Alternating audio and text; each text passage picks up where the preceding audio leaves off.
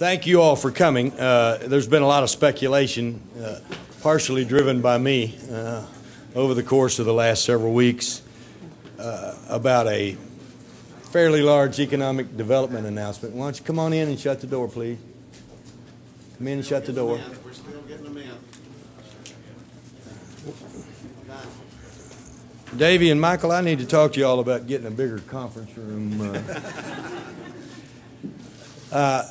This announcement concerns the first Amendment 82 project in the history of Arkansas.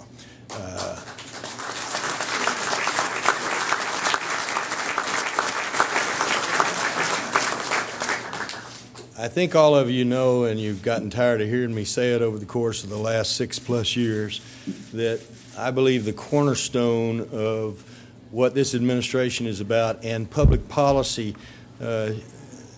really centers on two cornerstones of education and economic development. And so the economic development aspect of it in terms of creating the kind of jobs that allow our people to enjoy a good quality of life is something that we work on constantly and consistently. And this is another example of what some of that work actually results in. This is going to be a steel mill located in Osceola, Arkansas, which incidentally, along with the other steel mills that exist in Mississippi County, makes it the second largest steel producing county in America.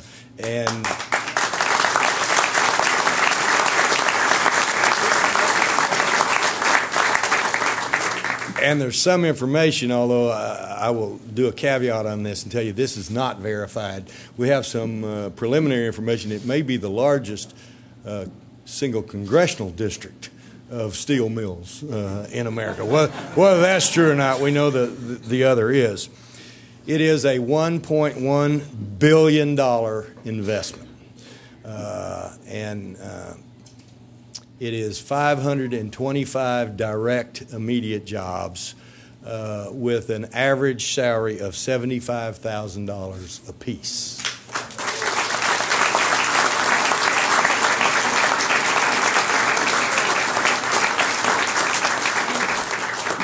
In addition to those 525 jobs, there will be temporary jobs in the neighborhood of 2,000 during the construction process, about 2,000 construction jobs that will be generated. Obviously, those won't be permanent because once the construction's completed, but a lot of those folks in construction may end up being some of the same people that end up being part of that regular workforce. Hello, Mr. Attorney General. You ought to come on up here, too.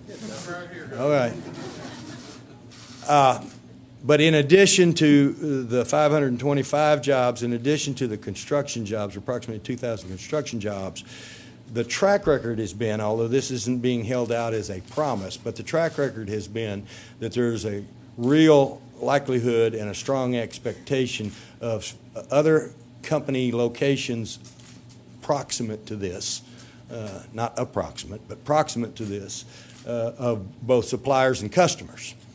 And so it's a pretty big deal, to put it in the vernacular of my son. It's a pretty big deal.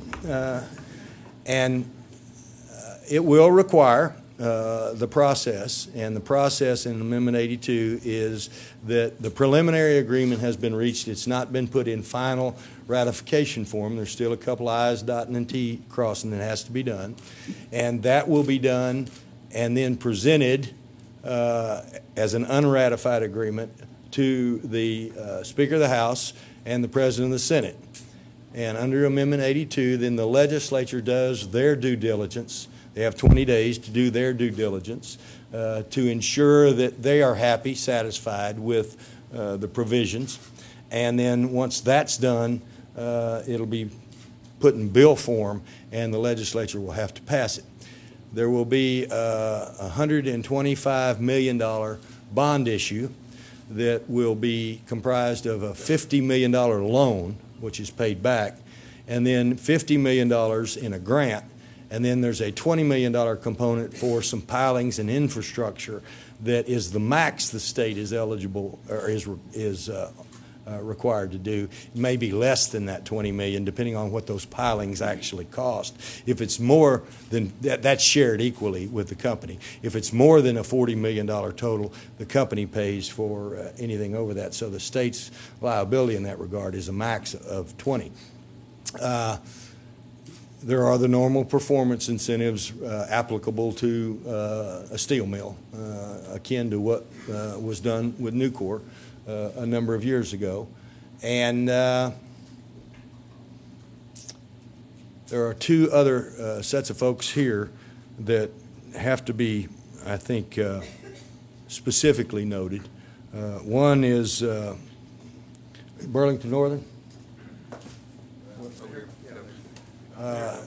who are here and providing some extensive infrastructure and rail service, and incidentally putting a lot of their own money into this, which is always a good sign. And then the reliability of the electric needs. You can't say enough about energy and what they've done to work with this company, because it's a huge consumer of electricity. A steel mill is a huge consumer of electricity. And the reliability factor on that is so significant that is a major decision maker whenever you talk about something of this fashion. I'm sure I've probably left out some things, but there are a lot of folks that can fill in some blanks. Let me introduce the mover and shaker and the boss in all this process. He's not a stranger to some Arkansans with his background, but let me introduce John Correnti.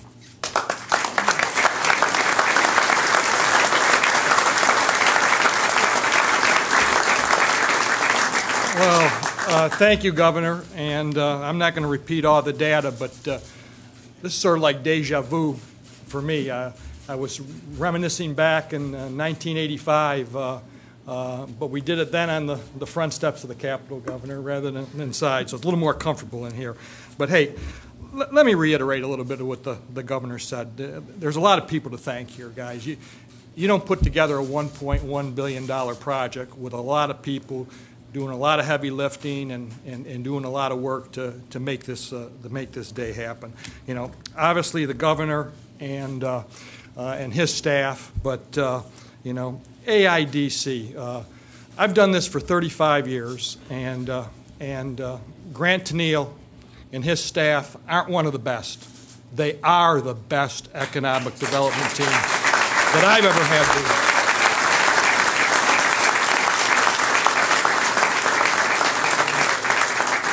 That I've ever had the privilege to work with. You know, I mean, he puts the killer bees on me. You know, Brian, Becky, and Brantley, and it's and you know, they don't take no for an answer. But I'll tell you something about AIDC. Every part of the negotiations, he's put the citizens of Arkansas first, second, and third. Thank you for your work, Grant. Appreciate it.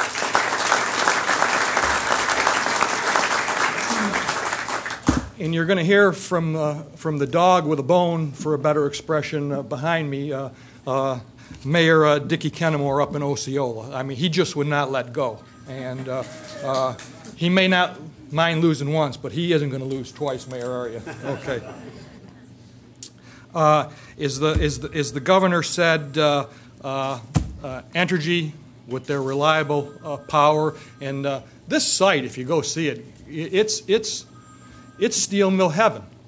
On the east side of the property, you've got Big Muddy, Big River, Mississippi River.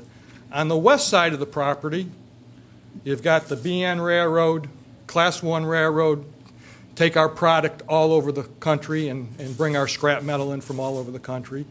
Adjacent to them, you got Entergy again with reliability, a 500 kV line sitting directly on the property.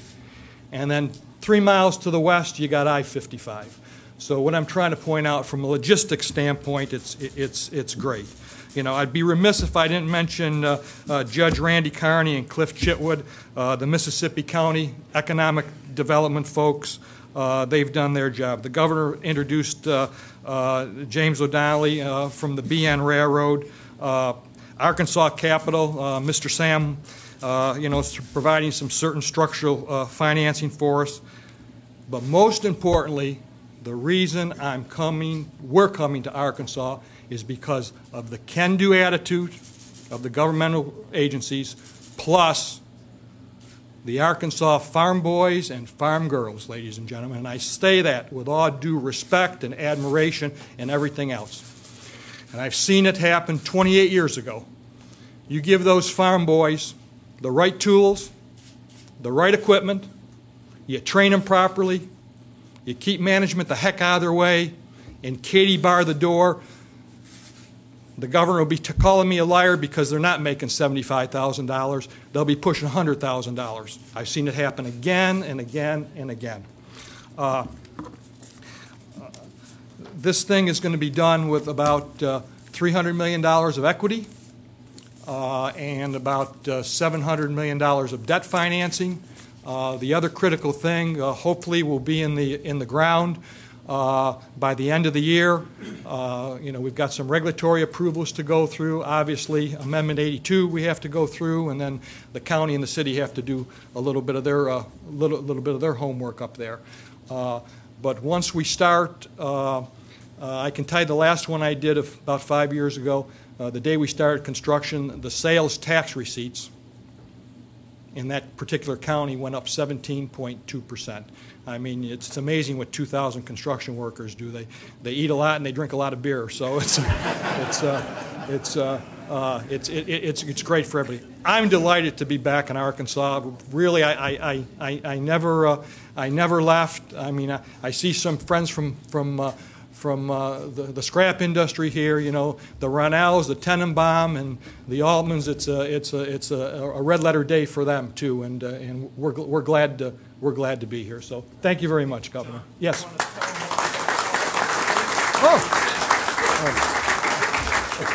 Grant said it, and guys, I didn't come up with this. We said we were working this under a thing called rebel steel, and I didn't like the connotations of rebel steel. So I told everybody, the state, the county, our investors, come on, let's come up with a great name. And the great name, it's going to be Big River LLC. So thanks, Grant. Thank you, Governor.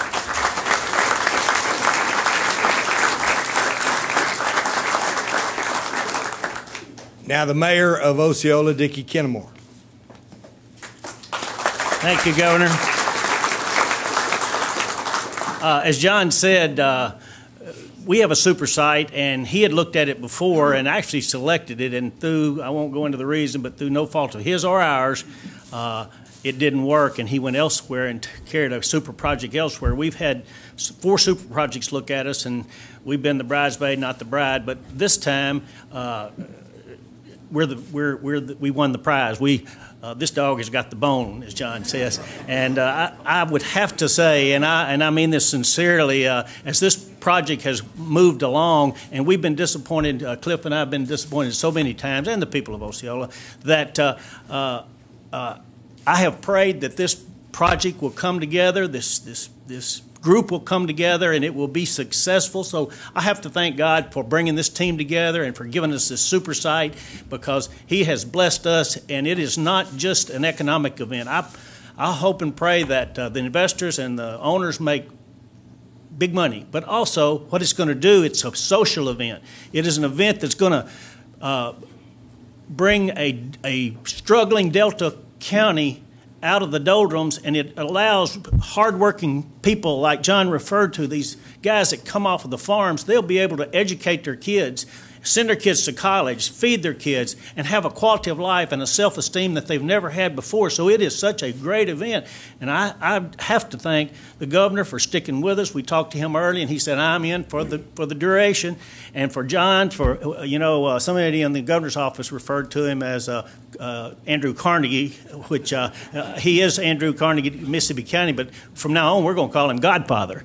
And so, John, thank you so much for all you've done for Mississippi County, both originally in '85 and what you're about to do there. You have helped so many of our people, and I'm so grateful, and it is just such a great thing. I can't put it in words. So, with that, I'll just say thanks to the whole team. Thank you, Governor.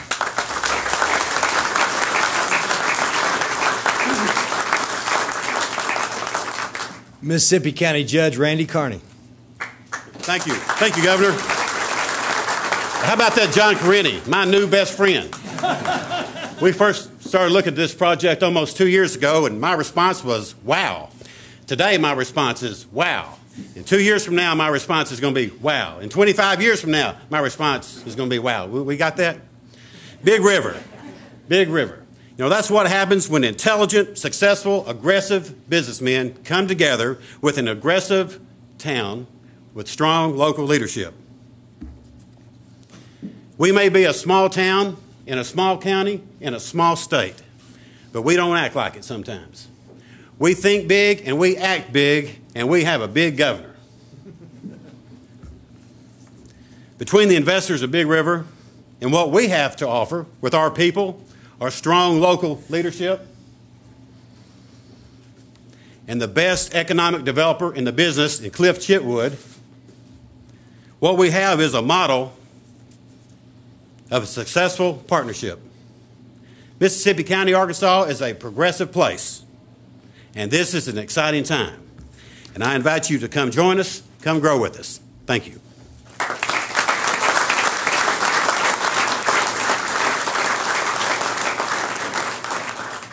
They're not going to talk, mainly because they don't want to, but I'd be remiss if I didn't echo what John indicated about Grant Tennille and the entire AEDC team. The nuts and bolts of all this. You know, I described my time in the Senate with a lot of the reporters that are mostly gone now, although there's a few that are still around, as being a traffic cop. I didn't introduce a lot of bills. I ended up more often than not guiding stuff in different directions. And frankly, that's my role as a governor. I can't know and can't spend the countless hours doing the detail work necessary to bring any project to fruition. That's done by dedicated professionals, dedicated men and women at the Arkansas Economic Development Commission. They are extraordinarily talented, extraordinarily hardworking. Grant gets a lot of the credit as their leader, but he'd be the first to tell you that he is surrounded by enormously talented and dedicated staff that do all this work. You've heard about the 3 Bs, and the 3 Bs would tell you it's even more than them. It's countless folks that do all this hard work. And so I just want to publicly thank Grant and his entire staff and that entire agency for making Arkansas competitive in so many ways and presenting that professional front that even when we lose, even when we are unsuccessful with sister states or sometimes other countries, we constantly get the feedback from principals and business leaders that we deal with that they are extraordinarily impressed with the professional way our AEDC staff goes about their business. So, Grant, thank you, and thank you to all the staff.